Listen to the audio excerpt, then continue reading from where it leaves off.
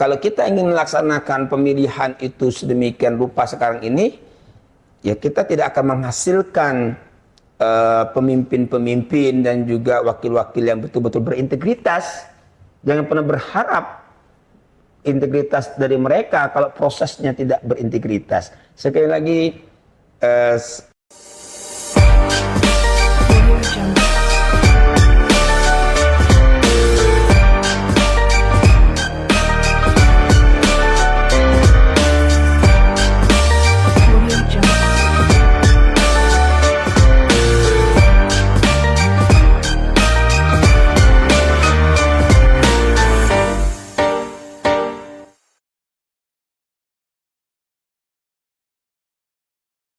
Baik, Assalamualaikum warahmatullahi wabarakatuh. Waalaikumsalam warahmatullahi wabarakatuh. Pagi Pak Rektor yang kami hormati. Sehat Pak Rektor? Alhamdulillah, kalau ada anggota Bawaslu harus sehat kita. Pertama-tama terima kasihlah menerima kami di Universitas Muhammadiyah Bangka Belitung ini karena kita tahu bahwa di sela-sela kesibukan Pak Rektor yang begitu padat, dan perkenan kami mengucapkan terima kasih karena memang hari ini Pak Rektor punya waktu yang baik untuk menyambut kami dari Bawaslu Provinsi, dan tentu seiring dengan telah selesainya pemilu 2024, kemudian pemilihan serentak 2024 dan pemilihan ulang di Pangkal Pinang dan Kabupaten Bangka yang tentu menjadi pelajaran kita juga dalam proses demokrasi di Bangka Belitung. Ini mengharuskan kita juga untuk mengambil hikmah-hikmah di balik perjalanan pemilu dan pemilihan ini. Tentu Pak Rektor, kampus yang kita cintai ini, kampus Universitas Muhammadiyah Bangka Belitung ini, sebagaimana kita ketahui, ini kan tidak sekedar sebuah ruang akademik, tapi tentu melalui apa yang disampaikan Pak Rektor, ini menjadi ruang-ruang pembelajaran demokrasi, menjadi tempat literasi demokrasi dan menumbuhkan karakter-karakter bagaimana integritas demokrasi dan pemilu bisa tumbuh. Nah, seiring dengan itu kami juga minta kepada Pak Rektor untuk memberikan masukan-masukan terkait pemilu dan pemilihan atau pilkada yang kita kenal ini. Seperti apa Pak Rektor menanggapi, apakah ini sudah baik atau perlu perubahan-perubahan? Seperti itu Pak Rektor. Yep. Baik, terima kasih Bang Davitri, komisioner Bawaslu Bangka Belitung, ya, yang berkemajuan dan mencerahkan. Amin, amin. Saya pertama mengapresiasi dulu program Bawaslu Go to Campus nih, ya, membuat kegiatan silaturahim kita menjadi punya makna, ya. Ini yang saya harus apresiasi. Saya itu kalau memang baik saya apresiasi, buruk pun saya apresiasi. Siap. Semuanya itu. Nah, pertanyaan tadi itu memang pilkada kemarin menghasilkan suatu hal yang unik untuk di Bangka Belitung. Kita ketahui bahwa baru mungkin sejarah yang luar biasa besar, ya, karena kotak kosong itu menang, ya, 2 kabupaten. Dan itu menarik sekali, dan itu menjadi suatu hal yang kajian yang mendalam untuk semua pihak, baik kalangan kampus. Ada apa ini? Nah, bagi mereka yang berjiwa ilmu sosial dan ilmu politik bisa untuk dikaji. Bawaslu juga harus melakukan kajian. Nah, harapan sayanya itu ya Bawaslu di tengah-tengah masa reses ini, masa reses kan? Non tahapan. Iya, tahapan, Pak Rektor. Itu perlu melakukan semacam bongkar pikiran, bongkar nilai akademik kembali, disoroti ini. Nah, bisa bekerja sama dengan kampus kan untuk menilai itu. Nah, oleh karena itu bagi saya keberadaan Bawaslu itu kan menjadi penting setelah KPU juga kan, karena dia merupakan sebagai wasit, ya, pertandingan. Memang harus ada beberapa catatan sih. ya, yang itu harus kita akui dan harus kita jadikan sebagai bahan koreksi bagi kita. Karena ya banyak sekali peristiwa-peristiwa yang itu dalam tanda kutip yang mencoreng keberadaan Bawaslu kan seperti itu. Ketidaknetralan Bawaslu, kemudian oknum-oknum yang sempat berurusan dengan aparat dan sampai kepada adanya mereka-mereka yang terindikasi mencederai hasil dari pemilihan umum dan pilkada itu. Saya pikir itu harus siap untuk dikritisi. Saya belum masuk ke substansi. Makasih Pak Rektor. Ini Pak Rektor ini kita ketahui memang concern juga mengamati proses-proses demokrasi Ya. dan juga pernah menjadi peserta ya. Ya, di kontestan. pemilu yang Ya. lalu, kontestan. Berapa kali saya? Ya, baik pernah mencalon DPD RI Ya, kalau salah ya. pada pemilu, kemudian DPRD Ya, provinsi maupun eksekutif. eksekutif, Ya. wakil bupati, Ya, calon ya. wakil bupati. Bukan ya calon. Bukan bakal calon ya, Iya, calon. calon wakil bupati. Apa yang harus kita lakukan untuk memperbaiki demokrasi ini secara bertahap, kemudian bagaimana tidaknya peran penyelenggara, tapi kampus, masyarakat, dan tentu kita semua bersinergi ini Pak Rektor. Ya. Baik, jadi begini ya, Pak Komisioner yang hebat, luar biasa. Saya itulah bedanya ya, saya dengan rektor yang lain ya. Rektor, Karena rektor iya. tukang ulon. Ya, karena mereka tidak pernah ikut sebagai peserta. Saya mengalami. Karena saya mengalami itu ya mulai dari saya memang berlatar belakang dunia kampus, kemudian dunia dakwah, ya di kampus, kemudian politik. Karena saya melihat politik itu nggak bisa kita lepaskan dari keberadaan kita sebagai manusia, ya. Karena manusia itu juga dia sebagai zone ekonomi, ya kemudian dia juga sebagai makhluk ekonomi, makhluk sosial dan juga makhluk politik, kan seperti itu. Nah oleh karena itu pertanyaan yang tadi itu saya pernah terlontarkan oleh mereka. Sebenarnya dari mereka itu kami kenal sama Pak Ustadz. Cuma Pak Ustadz orang baik, Pak Ustadz dapat duit. Nah, kalimat itu tuh nyungsep gitu saya kan, Masya Allah. Memang iya, realitanya demikian. Oleh karena itu akhirnya survei bagaimanapun itu akan terkalahkan di hari H. Itu fakta. Faktanya saya katakan. Karena saya pernah ngalami ketika jujur saja lah ya. Baik itu masyarakat maupun penyelenggaranya. Ini mohon maaf ini. Saya pernah punya pengalaman tidak mengenakan. Ketika mencalonkan anggota DPD RI, saya sudah ranking 4 itu, sudah masuk nama saya. Nah, dan karena ini ya, susah memang kita itu untuk menghadirkan integritas, tidak hanya permasalahan pemilih, tapi juga penyelenggara. Sekarang pertanyaan saya, apakah penyelenggara itu sudah berintegritas? Walhalam bisawab. Hanya Allah dan isi tasnya yang tahu kan gitu kan. isi tasnya. Jadi semua itu berpulang kepada kita. Termasuk peserta pun Yes. harusnya berintegritas. Iya. Jangan Makanya pas hari H itu bisa saja pasangan saya itu juga mau melakukan itu. Kata saya untuk apa? Untuk apa? Udah. Nah artinya memang sekarang ini, mohon maaf ini, kualitas pendidikan saja ya, kualitas lulusan, ya anggota-anggota legislatif misalnya, coba aja, berapa persen yang tamatan SMA, berapa persen yang tamatan paket C, mohon maaf ini saya bukannya apa, beda sekali kualitasnya dengan negeri para mullah di Iran itu kan ya, mereka itu rata-rata S2, ya, bahkan presidennya itu, wakil presiden menteri itu punya Scopus dan sebagainya, artinya mestinya pendidikan itu memang sangat besar hubungannya terhadap kualitas, ya. Namun kenapa kita itu menjadi bias? Ya karena tadi itulah kita ini masih miskin apa? Ya miskin perut juga iya, miskin hati iya, miskin otak iya.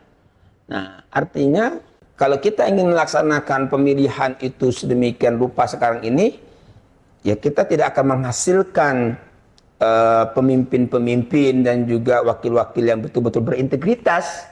Jangan pernah berharap integritas dari mereka kalau prosesnya tidak berintegritas. Sekali lagi, kadang-kadang ada rasa putus asa. Namun di Muhammadiyah itu ada kajian. Ya, Majelis Hikmah itu mengkaji bagaimana kita mengkritisi model kepemiluan kita ini. Ada wacana ingin dikembalikan dengan legislatif pemilihan itu, ya ada baiknya juga DPR ya. dan ada benarnya juga. DPRD, Yes. DPR berarti. DPR. Mengapa? Karena kontranya lebih mudah. Siapa yang bermain di situ kan, jumlahnya kan tahu. Nah, dan tinggal kita itu untuk memilih mereka itu. Memilih anggota legislatif ini kan sebenarnya sangat-sangat saling berhubungan. Mulai dari penyelenggara, peserta, pemilih dan sebagainya itu. Akhirnya outputnya itu apa? Ya kalau kita ingin menghasilkan output yang bagus, maka yang masuknya pun harus bagus. Jangan kayak gigo kan, give it in, give it out. Masuk sampah, keluar sampah. Nah, ini yang maka itulah keberadaan Bawaslu itu menjadi penting. Ini kan money politik ini agak ini musuh kita bersama sebenarnya dalam demokrasi, Pak Rektor. Tapi kan kadang-kadang ya semua orang ini kan kita tidak tahu proses yang terjadi ketika kemudian orang kadang-kadang kan dengan cara-cara yang begitu masif seseorang datang misalnya ketika pemilihan H-1 atau serangan pajar itu kan sering terjadi. Nah, menurut Pak Rektor, ini kan menjadi tugas utamanya Bawaslu ya, sebagai penyelenggara kami lah, sebagai penyelenggara yang harus mencegah ini. Tapi mencegah ini hanya dari sisi pengawas, ini kan sangat terbatas. Nah, seharusnya kan ada juga kesadaran Pak Rektor. Nah, kadang-kadang kan ini sudah tidak, orang kan tidak mau menyampaikan ketika diberi duit, dikasih uang itu tidak mau menyampaikan. Pemilih itu tidak mau ketika misalnya ya sudah, ini kita anggap menganggap masyarakat ini rezeki lah zaman pemilu dan pilkada ini kan sering seperti itu. Nah, ini harus apakah sosialisasi yang harus kita gencarkan atau ketegasan dan juga regulasi yang perlu dipertajam. Oke, saya pikir regulasi sudah sangat-sangat kuat. Ya. Tinggalnya itu integritas Bawaslu. Jujur, ketika Bawaslu-nya itu bermain mata juga, ini bahaya.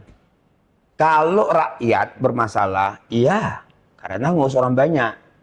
Tapi ketika sudah ada bukti, sudah ada kasusnya segala macam, lalu kemudian tidak diproses sedemikian rupa, karena mungkin ya kontestannya itu adalah ada kedekatan dengan oknum-oknum, apalagi pengambil kebijakan, kawan misalnya, dia berpikir dia agak lunak. Tapi kalau kontestannya itu ada masalah sama dia kejar. Nah, yang seperti inilah yang membuat integritas Bawaslu itu menjadi tercoreng sebenarnya, sehingga orang tidak akan pernah percaya. Jadi kata kuncinya adalah uswatun hasanah para komisioner itu sendiri. Mereka tidak berani dan tidak akan pernah mau untuk mendapatkan yang bukan haknya. Saya boleh ngomong serius nggak ya? Boleh, tidak apa-apa. Tidak apa-apa Pak Rektor. Ini kan, karena begini, ini ya untuk perbaikan. Ya, karena kan ini bukan live ya.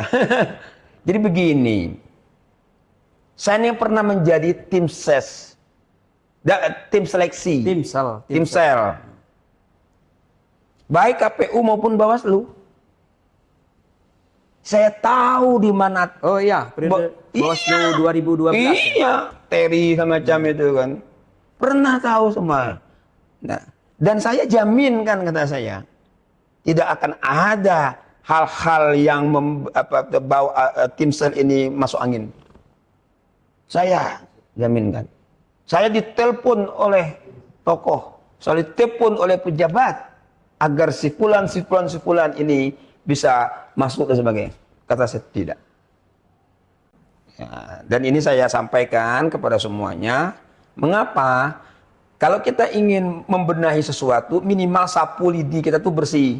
Betul, betul. Kan gitu kan ya? Betul. Bagaimana Anda mau membersih ruangan ini, wong sapunya kotor? Nah, wasit itu harus bersih. Jangan memihak.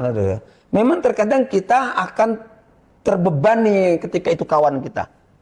Mohon maaf, saya pernah mencoret pemuda Muhammadiyah dan NA ketika ikut seleksi. Ya, coret. Kenapa? Ya Anda tidak layak. Kenapa? Kita kan ada soal. Iya. Soal itu sudah. Itu aja.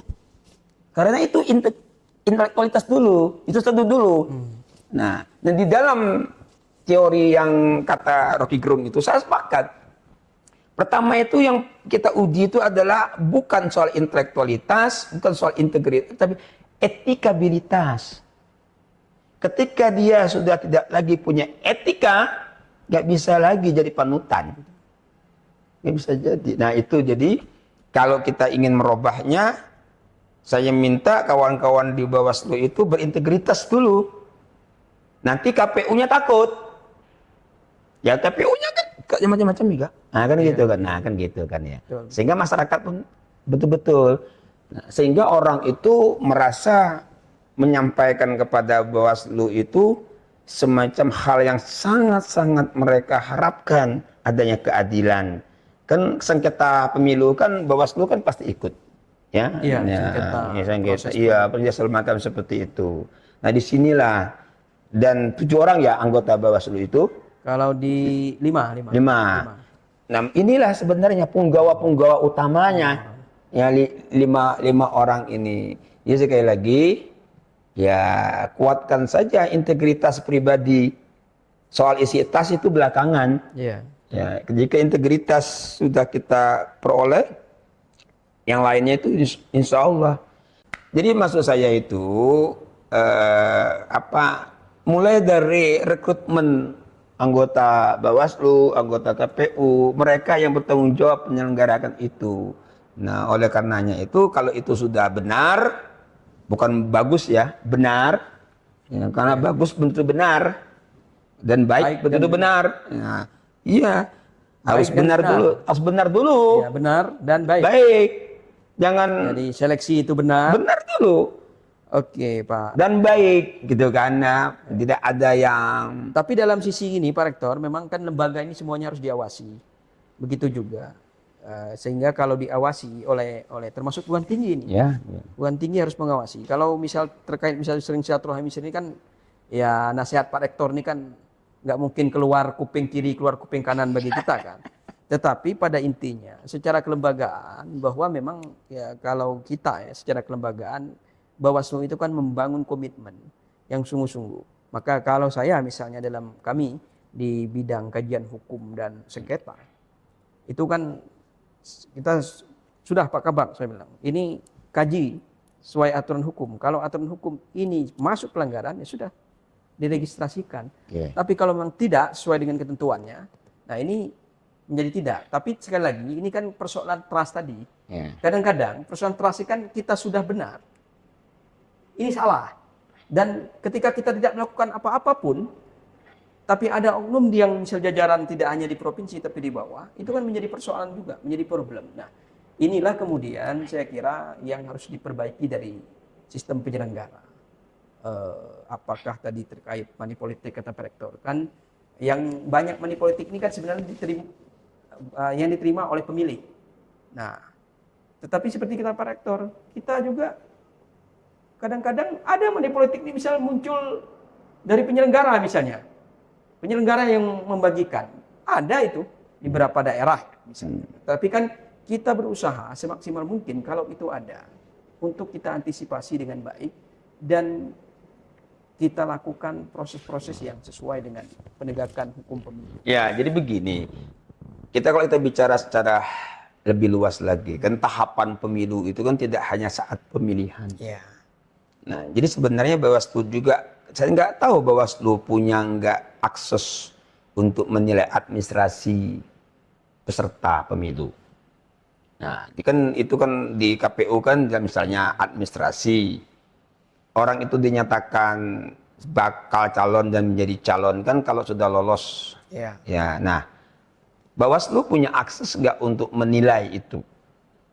Kalau ada, di situ juga kita bisa melakukan upaya preventif di situ kan. Jangan sampai kejadian menimpa Republik Indonesia tercinta ini kan hampir jadi aib besar bagi kita. Ya. Itu kan di mana peran Bawaslu pada saat itu kan ya. Sampai permasalahan ijazah misalnya. Nah, harusnya kan tanggung jawab baik KPU-nya maupun Bawaslu-nya kan. Mengapa sampai? Apakah karena tahu atau apa karena dia tidak tahu atau dia tahu tapi dia tidak mau tahu? Ya, sehingga dia membiarkan itu dan sebagainya. Nah, ini penting. Ya, jadi saya minta itu tidak hanya permasalahan peserta rakyatnya saja. Iya. Ya, karena kan kita ingin mencari sesuai dengan kaidah tadi kan. Maka pertama kali yang harus kita lihat itu konsep benarnya. Benar nggak dengan aturan? Kalau nggak benar ya sudah, hitam putih. Karena soal kebenaran itu hitam putih. Ya, lalu kalau kita sudah bicara kepada etika dan estetika, ya bagaimana menyelesaikannya, caranya bagaimana, caranya beretika, kan? Jadi saya pikir berat memang, tapi bukan berarti tidak bisa kita laksanakan. Itulah Tetap bisa. dakwah kan? Betul. Iya, berat tapi bisa daripada bisa tapi berat. Berat terus ujung-ujungnya kan ya. Berat tidak bisa tidak terlaksana nih. Nah itu kan, ya, anggaran habis semua kan. Baik Pak Rektor, saya kira memang banyak persoalan ya. Kalau kemudian kita mengatakan, tapi kan kita ingin bahwa memperbaiki semua persoalan-persoalan ini dari hulu ke hilir proses yang terjadi. Tadi salah satunya ada money politik. Nah, begitu juga dalam demokrasi ini kan ada persoalan hari ini kan terkait misal netralitas. ASN, TNI dan Polri juga menjadi problem kita. Ya, ya. Nah, ini juga menjadi tantangan bersama. Bagaimana kemudian netralitas ASN ini tidak terjadi dalam setiap pemilu. Walaupun ada yang mengatakan ya ASN ini susah, dia akan terseret kepada perusahaan-perusahaan politik ketika siapa yang memberi kuasa jabatan kepada dia, kemudian bagaimana dia seorang ingin jabatan, tapi kan ini tidak boleh, semuanya kan harus profesional. Nah, ini pun menjadi masalah kita. Menurut Pak Rektor, sampai-sampai misalnya ada ASN itu nyebut, ya kalau seperti kami tidak usah milih lah, cabut saja hak pilihnya misalnya ASN kan. Nah, daripada kami ini disuruh milih tapi diminta netral ya. Tapi kan regulasi mengatakan harus milih, yang tidak boleh itu kan mengajak orang untuk kemudian ikut. Jadi sebenarnya kalau ya ASN itu memang nggak usah ikut-ikutan, dia milih aja. Milih baik. Milih aja sudahlah. Dia jangan dilibatkan. Kalaupun mau dilibatkan, hilangkan hak pilihnya. Karena dia tidak akan pernah netral. Menyuruh orang yang netral tapi berpulang untuk tidak netral itu tidak akan terjadi. Ya, sekarang kita lihat juga kawan-kawan di provinsi yang sekarang ini non-job segala macam, itu pasti ada akses kemarin itu kan ya. Dukung. Iya. Nah, jadi sebenarnya pihak yang ikut pun jangan melibatkan mereka, kasihan kan. Loyalitas PNS itu kan kepada pemimpin saat itu. Kita ya, itu sudah menjadi salah satu kaidah bagi seorang. Kalau PNS-nya tidak loyal lagi gimana? Susah bangun kan. Nah, kalau di Muhammadiyah itu sami'na wa ata'na kan gitu kan ya. Ya, kalau selama pemimpin itu benar. Nah, kalau pemimpinnya tidak benar, ya sudah kita diam aja kalau kita tidak bisa merubahnya kan. Itulah selama-lamanya iman kan. Berdoa. Iya, udahlah. Biarlah kalau gitu kan ya. Tentu dalam pemilu juga ada semacam disinformasi kadang-kadang yang salah yang sampai kepada publik, semacam hoax yang disampaikan, dan ini kan membutuhkan peran sangat urgent dari perguruan tinggi, perguruan tinggi. Nah ini kira-kira peran seperti apa yang juga perlu ini untuk disampaikan, terutama generasi muda lah di Bangka Belitung? Ya, perguruan tinggi itu tugas utamanya itu kalau di perguruan tinggi lain itu Tridharma, kalau kita Catudharma. Kita tidak bisa keluar dari itu, menambah boleh. Ya. Nah, jadi misalnya begini, jelas di perguruan tinggi itu yang pertama adalah proses pembelajaran, pengajaran, gitu. Kemudian penelitian, pengabdian, dan juga kalau di Muhammadiyah ada komitmen Islam dan kemuhammadiyahan. Nah, peran-peran strategis apa yang bisa dimainkan oleh kampus? Oh, sangat-sangat banyak sebenarnya, termasuk dalam pengkajian ya untung rugi, sistem pemilihan dan sebagainya, termasuk kita bisa saja melakukan misalnya rekomendasi kepada pemerintah dalam hal syarat untuk menjadi ikut pilkada misalnya, syarat akademik misalnya, syarat menjadi presiden minimal S1, kan begitu mestinya. Nah ini kadang-kadang, nah sekarang berani nggak DPR itu mengesahkan itu? Syarat untuk jadi anggota Bawaslu kan harus S1. S1. Nah, masa untuk syarat untuk jadi presidennya misalnya tidak S1? Di undang-undang kan begitu. Nah, seharusnya kan harus linier kan? Ini masukan-masukan. Ya sangat ya. Masukan Prof. Harus itu. Ya. Nah, sekarang coba lihat, penyelenggara pemilu tidak boleh tamatan SMA. Tidak boleh. Tapi anggota dewan boleh. Ya. Nah, bagaimana mereka itu bisa untuk menghasilkan suatu pemikiran yang sistematis, yang dapat dipertanggungjawabkan secara akademik, benar enggak? Dan itulah kita harus berani membiasakan yang benar. Jangan membenarkan yang biasa. Ini yang terjadi di masyarakat kita, dan kita pemimpin kita sering kami biasanya apa? Nah, disinilah kita salahnya. Membenarkan yang biasa, harusnya kan membiasakan yang benar. Semestinya pemimpin itu kan dia harus memiliki kalau kita pada konsep ya sejatinya konsep kepemimpinan profetik itu kan ya bagaimana seorang pemimpin itu harus sidik amanah tablik dan fatonah, itu jelas kan? Ya ada istilahnya itu logos, pathos, ethos. Nah itu kan begitu, bagaimana dia akan menjadi seorang pemimpin kalau dia tidak memiliki kemampuan berpikir? Emang jadi pemimpin itu tidak berpikir? Berpikir. Jadi pentingnya konsep berpikir bagi seorang pemimpin, itu kan dia berat mikirnya itu. Nah, jadi sekali lagi ini penting bagi kita. Kalau rakyat kita yang penting dekat dengan rakyat tapi tidak menghasilkan apa-apa, ngapain? Ya kalau begitu udahlah. Gak usah lagi ada pemilu, dekat dengan rakyat suruh aja angkat dan seperti itu. Di sinilah mestinya itu tidak cukup dekat dengan rakyat, tapi dia punya konsep untuk membangun rakyat. Tugas pemimpin itu di samping menegakkan keadilan, melayani dan mensejahterakan. Bagaimana mau menegakkan keadilan kalau dia tidak tahu konsep keadilan? Baik Pak Rektor, menarik sekali perbincangan yang begitu menegangkan. Urat-urat saraf kita kalau mendengar Pak Rektor ini. Kita ingin meminta tausiah dari Rektor Tukang Ulon ini untuk apa kira-kira baik generasi muda, masyarakat, akademisi yang harus kita lakukan secara bersama-sama untuk memperbaiki demokrasi dan pemilu ini agar makin baik ke depannya. Terutama kan kita akan melaksanakan pemilu. Itu kalau 5 tahunan itu kan 2029. Nah, maka konsolidasi demokrasi yang kita lakukan hari ini itu menjadi penting kami lakukan, sehingga kami perlu melakukan silaturahmi demokrasi ke Pak Rektor hari ini. Nah, untuk itu ya tausiah atau nasihat-nasihat demokrasi ini perlu, sehingga bisa kita sampaikan kepada seluruh kalangan masyarakat. Itu juga tentang peran-peran kampus dan generasi muda, terutama mahasiswa pada hari ini, yang bisa membantu kualitas demokrasi ini semakin baik.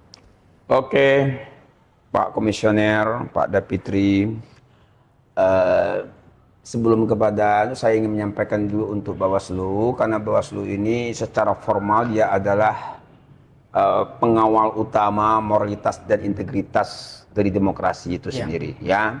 Karena polisinya mereka, ya. Nah, kalau yang lain itu sebagai supporting ada supporting utama, ada supporting non utama. Jadi begini, pertama kali saya tuh terkadang berpikir apakah demokrasi ini satu-satunya cara, satu-satunya model untuk menghasilkan suatu kepemimpinan yang mensejahterakan. Nah, kalau ini kita jadikan semacam satu-satunya model, mungkin itu kita akan terjebak. Nah, ya.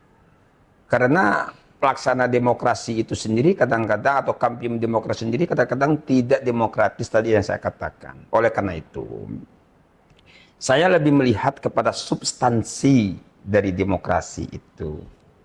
Kalau demokrasi itu kita katakan adalah pemerintahan dari rakyat, oleh rakyat dan untuk rakyat, berarti kita meniadakan fungsi langit, ya, fungsi ketuhanan, ya, dan pasti kelirunya. Oleh karena itu, konsepsi dari kita harus mentafsir ulang demokrasi yang selama ini. Nah, memegang istilah dari konsep bermuhammadiyah bahwasannya ya kita memandang bahwa NKRI sebagai negara yang sudah final, dalam arti kata kalau final kan berarti kan nggak perlu lagi kita diskusikan kan ya. Nah, bagaimana kita menafsirkan Pancasila sebagai konsep dari hadi wasahada, kemudian negara kesatuan Republik Indonesia sebagai apa konsep bagaimana kita itu untuk melahirkan kesejahteraan. Nah, kunci dari demokrasi itu sendiri sejatinya adalah bagaimana menghasilkan kepemimpinan yang ya kalau dalam konsep bernegara kita adalah ya sesuai dengan kaidah-kaidah nilai-nilai Pancasila. Ya, 5 nilai dasar Pancasila itu yang harus kita integrasikan. Memang ini ideal, tapi memang harus seperti itu karena kita abstrak di dalam kita membangun negara itu kan kita kan abstrak mewujudkan masyarakat yang adil, makmur, sejahtera, berkeadilan sosial bagi seluruh rakyat Indonesia. Nah, maka kalau kita kembali kepada demokrasi itu demokrasi berpancasila. Lu ada demokrasi Pancasila ya? Demokrasi Pancasila. Nah, demokrasi Pancasila itu harusnya kan betul-betul dijalankan.